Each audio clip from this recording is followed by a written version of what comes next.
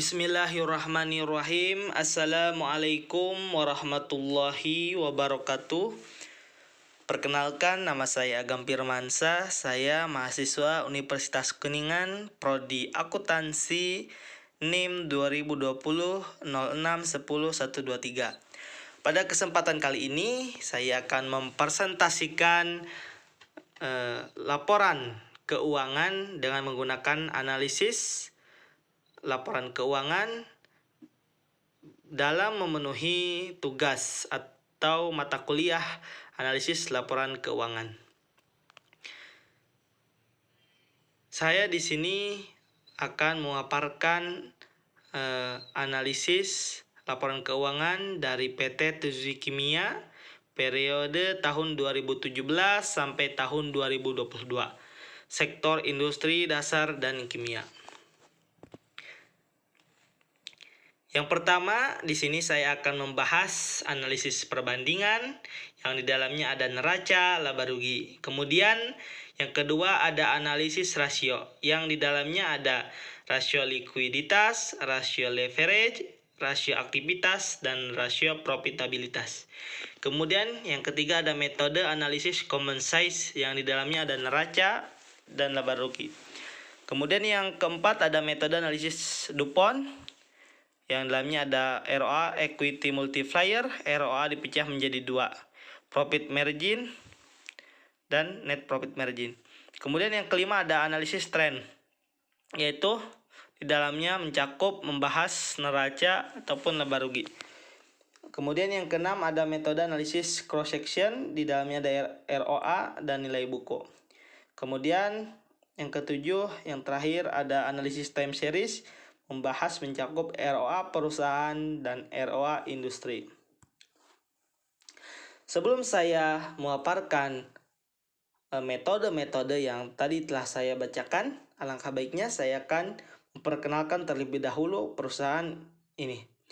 Bahwa PT Tsuji Kimia Tbk merupakan perusahaan produsen kertas di Indonesia sejak tahun 1972, anggota dari grup Sinarmas. Nah, perusahaan ini memproduksi antara lain kertas, karbon, alat tulis kantor, buku latihan, bantalan, spiral, buku bersampul, buku gambar, amplop, dan lain-lain. Nah, perusahaan ini berlokasi di Surabaya. Kita lanjut ke metode analisis. Yang pertama ada analisis perbandingan. Yang pertama juga membahas atau mencakup tentang laporan neraca. Nah, di sini ada total aset, total liabilitas, total ekuitas, dan total liabilitas dan ekuitas. Nah, teman-teman, ini ya ada keterangan 2018 atas 2017. Hasilnya 15%. Ini maksudnya teman-teman adalah bahwa untuk yang hasilnya ini ya teman-teman itu didapatkan dari total aset ya tahun 2018 dikurangi total aset 2017 dibagi total aset 2017. Ya, jadi yang pada kolom total aset nih ya, saya contohkan satu bahwa saya ulangi lagi bahwa untuk total aset yang 15% ini ya teman-teman didapatkan dari total aset pada tahun 2018 dikurangi total aset tahun 2017, kemudian hasilnya dibagi total aset tahun 2017. Nanti hasilnya 15%. Ya. Sama ya penghitungannya juga untuk total liabilitas, total ekuitas, total liabilitas. Yang bedanya adalah kalau total liabilitas ya total liabilitas, bukan total aset ya. Jadi cuman itu aja. Kemudian ada laba rugi. Laba rugi penghitungannya sama ya teman-teman, yaitu yang pertama saya contohkan untuk total pendapatan. Yang pertama ada 2018 atas 2017 senilai 4%, ini dapatkan dari total pendapatan tahun 2018 dikurangi total pendapatan tahun 2017. Kemudian hasilnya dibagi total pendapatan tahun 2017. Maka hasilnya seperti itu. didapatkan seperti itu ya teman-teman. Sama untuk laba bruto, laba usaha juga ya. Kemudian lanjut, yang kedua ada analisis rasio ya teman-teman.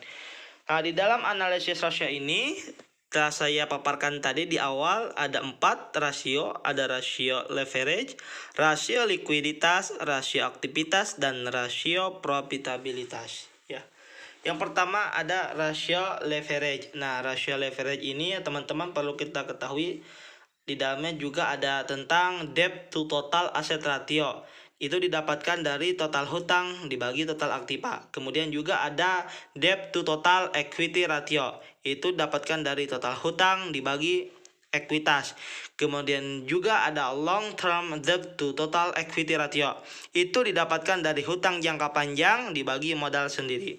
Kemudian juga ada time interest earned ratio. Itu didapatkan dari EBIT dibagi bunga hutang jangka panjang ya. Kemudian juga yang kedua ada rasio likuiditas. Itu didapatkan ya teman-teman dari, bisa dilihat pada grafik ya. Grafik batang ada current ratio, test ratio, cash ratio, working capital total asset ratio.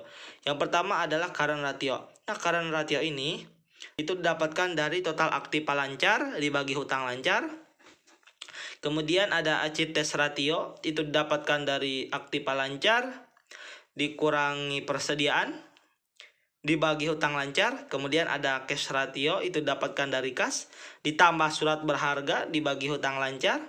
Kemudian ada working capital to total asset ratio, itu didapatkan dari aktiva lancar dikurangi hutang lancar dibagi total aktiva.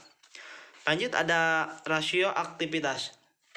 Nah, rasio aktivitas ini bisa dilihat teman-teman, ada asset turnover, receivable turnover, average collection period, ada inventory turnover, ada average the inventory, ada working capital turnover ya. Untuk aset turnover itu didapatkan dari penjualan dibagi total aktiva. Kemudian ada receivable turnover, itu didapatkan dari penjualan dibagi piutang ya. Kemudian ada average collection period, itu didapatkan dari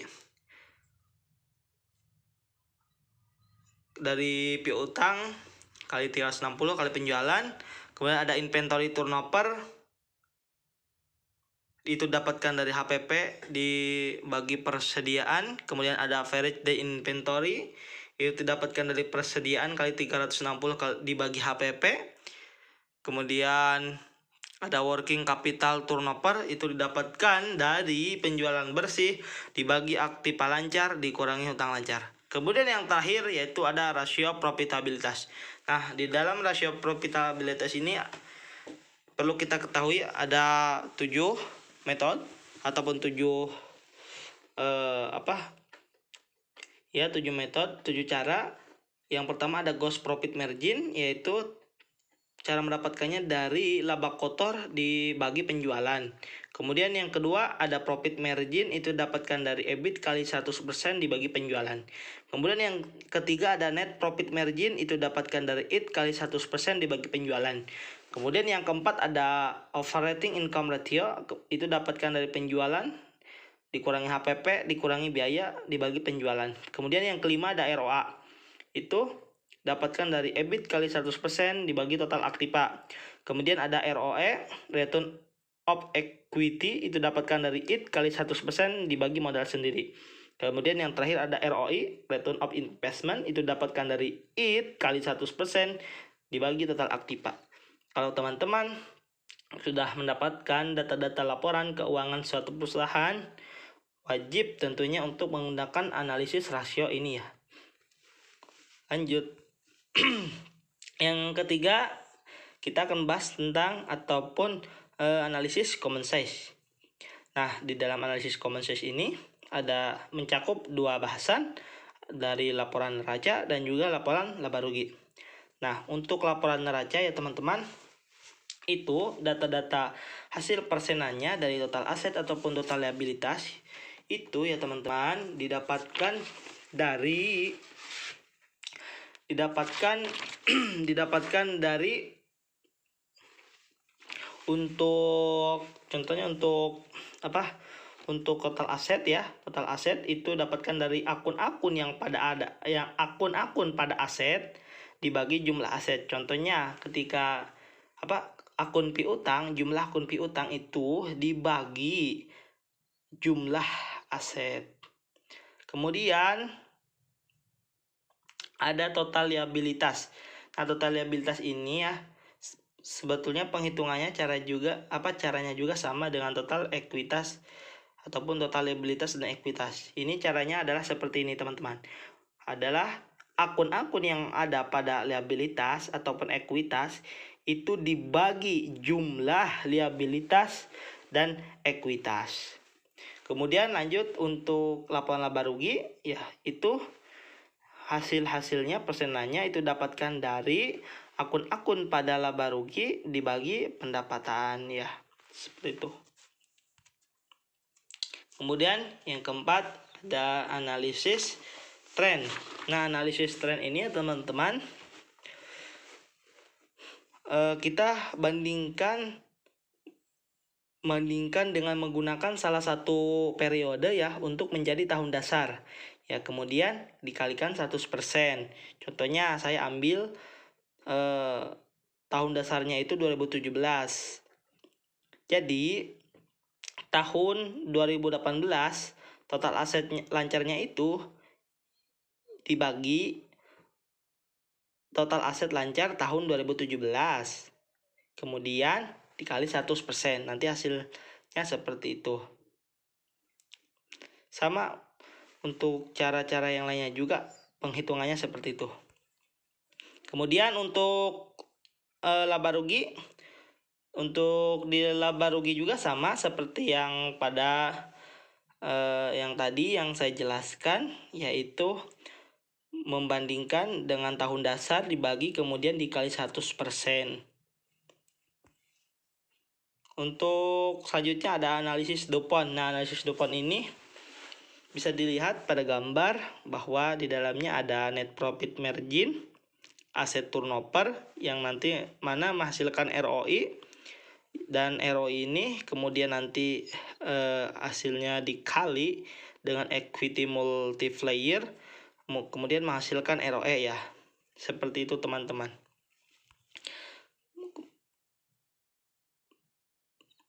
Lanjut yang keenam ada analisis cross section. Cross section ini ya teman-teman, untuk di analisis ini ada dua ya bahasan. Yang pertama ada ROA perusahaan, kemudian ada nilai buku ya. Untuk ROA perusahaan ini ya itu didapatkan dari laporan yang telah diteliti, yang telah dianalisis. Saya juga ambil sampel, ada 5 perusahaan di dalam sektor yang sama, industri dasar dan kimia. Saya ambil ROR-nya. Kemudian untuk nilai bukunya sendiri ya teman-teman, itu didapatkan dari total ekuitas dibagi saham yang beredar. Nah, dalam analisis cross section ini juga ada rata-rata aritmatika. Nah, 6,10% itu didapatkan dari total ROA ya dari 5 perusahaan dibagi 5 perusahaan. Contohnya gini nih. Jadi yang 6,10% itu didapatkan dari total ROA yang 30,49% dibagi 5 perusahaan yang kita bandingkan. Nanti hasilnya 6,10. Sama juga dengan nilai buku yang nilai 423.732 itu dapatkan dari 2.118.660 ya, dibagi 5 perusahaan yang kita bandingkan. Kemudian ada rata-rata tertimbang. Nah, rata-rata tertimbang sendiri itu ya teman-teman didapatkan dari ROA perusahaan dibagi total ROA dari 5 perusahaan pembanding ya. Jadi contoh yang 0,04 itu ya didapatkan dari 1,30% yang PT Tsuji Kimia tahun 2017. Saya ambil tahun 2017 PT Tsuji Kimia.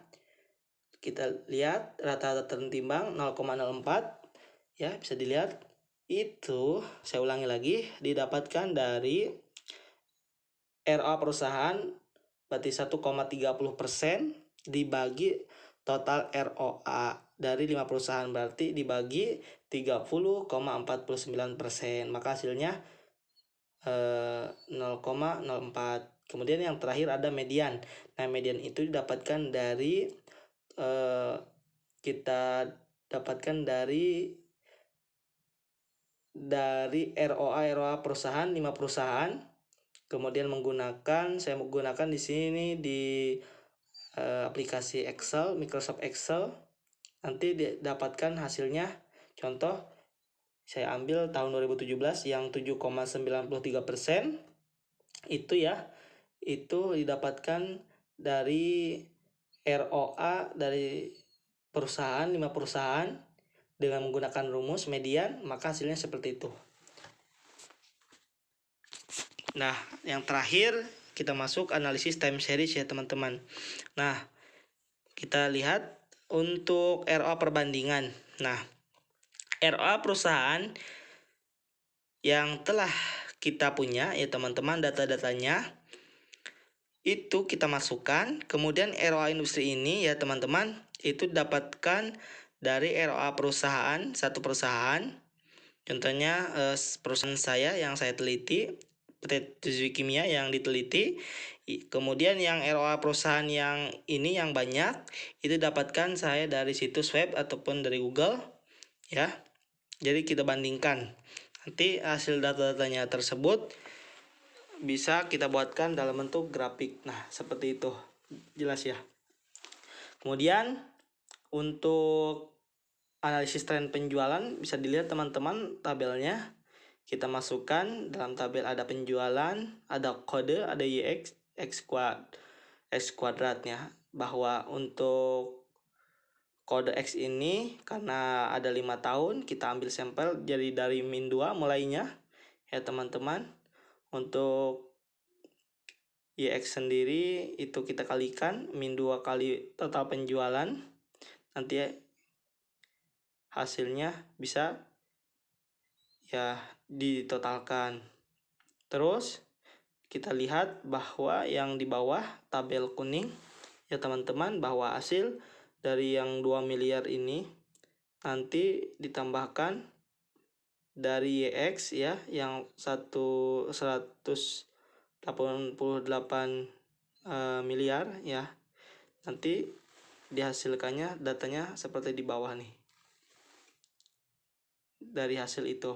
Kemudian nanti setelah kita rekap, setelah kita jumlahkan sesuai rumus ya, nanti kita buatkan juga dalam bentuk grafik. Kemudian yang terakhir ada program CSR ya teman-teman, bahwa dalam program ini perusahaan PT Tsuji Kimia ini sangat aktif dan selalu rutin ya dalam memberikan prasarana ataupun uang ataupun juga memberikan sedikit bantuan kepada masyarakat ataupun kepada karyawannya. Dan tentu juga perusahaan ini ya teman-teman aktif dalam kegiatan sosial rutin seperti donor darah, operasi katarak gratis, ataupun sosialisasi kampanye anti narkoba, terus peduli HIV dan lain-lain.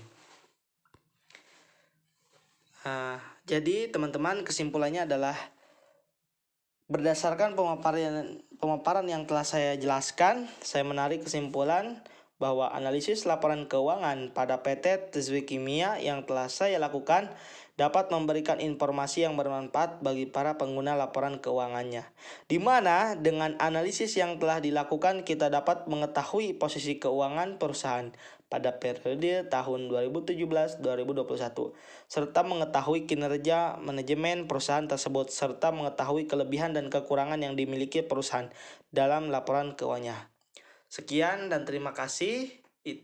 Mungkin itu yang dapat saya sampaikan, kurang lebihnya mohon maaf. Saya tutup. Wassalamualaikum warahmatullahi wabarakatuh.